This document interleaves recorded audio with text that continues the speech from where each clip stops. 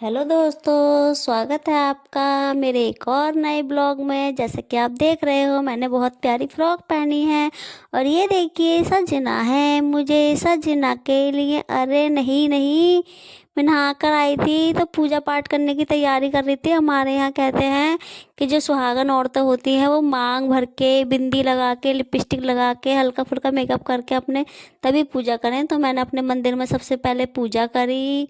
ये मैंने धूप बत्ती लगाई। गाइस कमेंट्स करके बताना हमारे घर का मंदिर कैसा है। और ये मैंने खुद से डेकोरेट करा है हमारा मंदिर। और ये घंटी इसके पापा लाए थे दिवाली पे, बहुत अच्छी है। ये पीतल एंटिक पीस मिलते हैं यार वहाँ दिवाली पे। कोई से टाइम ले सकते हो आप, मुरादाबाद में बहुत प्यारे प्यारे एंटिक पीस मिलते हैं, तो आप भी लेने आना। तो मैं पापा के पास गई थी तो मैंने पापा से मुंह ढकती थी। तो मैं वैसे मुंह ढको मत ढको घर में, पर हाँ जब हम पापा को याद करते हैं, उनकी पूजा वूजा करते हैं, तब तो हम मुंह ढक के ही करते हैं। उनका आशीर्वाद लिया मैंने पापा का। और घंटी मैंने पापा के सामने नहीं बजाई थी क्योंकि वो भगवान के सामने ही बजाई जाती है घंटी। तो मुझे किसी ने बताया था कि आप अपने पितरों को याद करा करो, तो वो मेरी वीडियो देखेंगी तो वो समझ जाएंगी कि मैं ही बता कर आई थी। तो मैंने वैसा ही किया। उस दिन से मैं पापा को बहुत मिस करती हूँ। मुझे रियलाइज़ हुआ कि हाँ कहीं ना कहीं मुझसे गलतियाँ हुई हैं, तो उसके लिए मुझे माफ़ी मांगनी चाहिए पापा से। तो गाइज़ हर बात में मैं पापा को बहुत मिस करती हूँ। सो पापा मुझे माफ़ कर देना जो भी गलती हुई हो मुझसे। और मैंने फिर अपने घर के मंदिर का पूजा करके घर के थान की पूजा करी। ये हमारी न्यावली वाली माता है जो हमारे घर की रखवाली होती हैं। हमारे यहाँ एक अलग से माता पूजी जाती है, न्यावली वाली माता। तो ये उनका थान है। तो मैंने उनसे भी दुआ लगाई कि मेरे भगवान मेरे घर में सब कुछ अच्छा करो, माता रानी सब सफल हों, सब अच्छी बरकत करें, अच्छा कमाए खाएं, हमारी हारी बीमारी दूर हो, सबकी हारी बीमारी दूर हो। मैंने ये दुआ लगाई। और मेरा टुन्नू खूब पढ़े लिखे, मैंने ये भी दुआ लगाई। और मेरी दीपमाला दीदी इस टाइम बहुत बीमार है, मैंने उनके लिए भी दुआ करी कि दीपमाला दीदी ठीक हो जाए, उनका छुटकू को वो संभाल पाए। फिर मैं नीचे गई, मैंने जल का लोटा लिया, फिर मैं नीचे गई थी। तो हमने तुलसी माता नीचे रख रखी है, कोई हमें बता के गया था गाइस कि तुलसी माता नीचे रखो दरवाजे पे। तो मेरा तो हाथ ही नहीं जा रहा था गाइस। तो मैंने दिया निकाला तुलसी माता में से, फिर मैंने दिए में धूप बत्ती रखी, तब जाके मैं ऊपर रख पाई थी। मेरा हाथ नहीं जा पा रहा था, कुछ ज़्यादा ही ऊंची लगा रखी है तुलसी माता। और उसमें तो इसके पापा हैं, मम्मी, ये सब तो जल चढ़ा देते हैं। मैं मेरी हाइट थोड़ी कम है गाइस, तो इसलिए मैं नहीं चढ़ा पाती हूँ। इधर मैंने सूर्यदेव को जल दिया, पर सूर्यदेव इधर से दिख नहीं रहे थे। पर फिर भी किसी ने बोला है कि ज़रूरी नहीं है कि आपको सूर्यदेव दिखें, बस इतना होना चाहिए कि किरणें निकल रही हैं तो समझो सूर्यदेव निकल रहे हैं। और जिस दिशा से सूर्यदेव निकल रहे होते हैं, हमें उस दिशा में जल चढ़ाना होता है। और ये हमारे समी का पौधा है, तो मैंने यहाँ भी जल चढ़ाया था। तो ये समी का पौधा वो हो गया था। अब मैं नाश्ते की तैयारी करने लगी थी। तो मैंने आज बनाई थी मैक्रोनी, हरी मिर्ची काटी मैंने, ये टमाटर, ये कुछ सूखे मसाले, हरा धनिया रह गया था कटने को, वो अलग ही है। और ये मैगी मसाला, नमक, और ये बहुत सारी प्याज। सो दिखाने का, ये मैंने कढ़ाई में तेल डाला था। देख रहे हो हमारी कढ़ाई कितनी गोरी है गाइस। जिस दिन ये मम्मी के हाथ पड़ गई ना, बस उस दिन से इसकी काया पलट हो जाएगी। अभी तो ये हमारे हाथों में है ना, तो इसकी काया पलट ऐसी है। देख रहे हो आप हमारी कढ़ाई की हालत।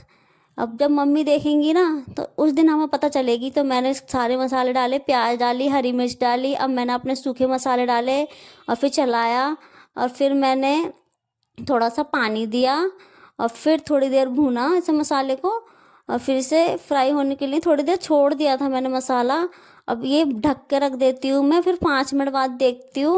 और ये देखो मैक्रोनी, ये छोटू ने उबाली थी गाइस, ये ज़्यादा उबल गई थी। पर कोई बात नहीं, छोटी बच्ची हैं वो, उनको बताना पड़ता है सारी चीज़ें। तो मैं नहाने चली गई थी तो उन्होंने ध्यान नहीं दिया था, पर कोई नहीं, वो फिर भी अच्छी बनी थी।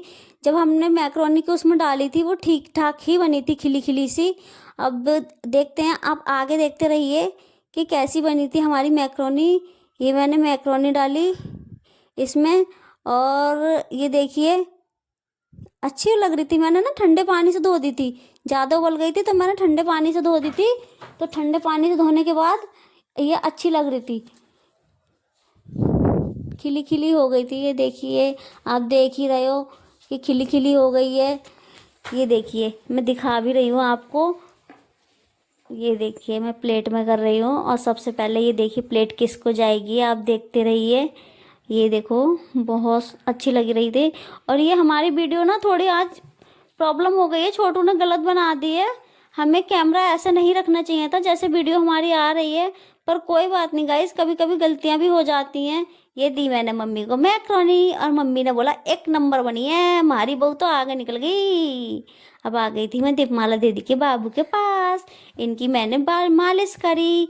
पहले सबसे पहले मैंने वाइफ से इनका पूरा शरीर पोंछा था, फिर मैंने जो बेबी वाइप्स आते हैं उससे फिर मैंने बाबू की मालिश करी, क्योंकि ठंड का टाइम है, निकलती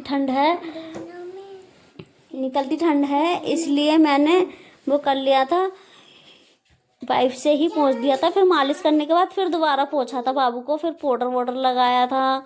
तो अभी दीपमाला दीदी की तबीयत इतनी ठीक नहीं है, वो नहीं बैठ पाती हैं, उनकी रीढ़ की हड्डी में भी प्रॉब्लम है गाइस। डिलीवरी के बाद कुछ और भी प्रॉब्लम हो गई थी जो नहीं है आप मुझे बताने की, वो सारी प्रॉब्लमें भी हो गई थी। तो मैंने लगाया हाथ का बना हुआ काजल अपने बाबू के। हमारे कैमरामैन ऐसे हैं जो हमारे बाबू का फेस लिया ही नहीं। बाबू बहुत रो रहा था काजल लगवाते हुए, बाबू बहुत रो रहा था काजल लगवाते हुए। ये देखिए फिर मैंने बाबू के जहाँ जहाँ काजल लगाया था ना वहाँ मैंने पाउडर लगा दिया था। इससे ना काजल ना फैलता नहीं है, आप भी ऐसा करो करो, काजल लगाने के बाद पाउडर लगा दिया करो, पाउडर लगा दिया करो। फिर मैंने ये बाबू को बाल जीवन घुट्टी दी, 1 चम्मच से गुनगुने पानी में 5 बूंद। तो देखिए ये बाबू पिएगा। अब इससे बच्चे की पेट साफ रहता है, बच्चा मोटा होता है और अच्छा रहता है बच्चा। ये देखिए मैंने ना उसी पिचकारी जो होती है ना, हाथ के बजाय पिचकारी से ही घुमा दी थी, पानी में ऐसी बूंद गिर जाती है, वो घुलती नहीं है। ये मैंने बाबू को दी थी। ये देखो बाबू ना पता तैयार होते होते ही सो जाता है, तो मैंने बाबू को दी थी। तो दीपमाला दीदी देख देख के बहुत खुश हो रही थी, कह रही थी भाभी ये तो तुम्हें ही अपनी मम्मा समझता है। मैंने कहा कोई बात नहीं दीपमाला दीदी, जरूरी नहीं है कि आप ही इसकी मम्मा हो, मैं कर रही तो मैं भी हो सकती हूँ। जरूरी है आपने जन्म दिया है तो आप ही हो, जो सेवा करेगा वो भी है। और मैं तो कोई इससे लालच से थोड़ी ना कर रही हूँ, मेरा तो बाबू है वो प्यारा, आपका बाबू है तो मेरा बाबू है। ऐसा ही होता है गाइज, अब आपस में रिश्ते। और मैंने 2 कलर के सॉक्स बनाए थे अपने बाबू को, क्योंकि एक कलर के सॉक्स नहीं मिले थे।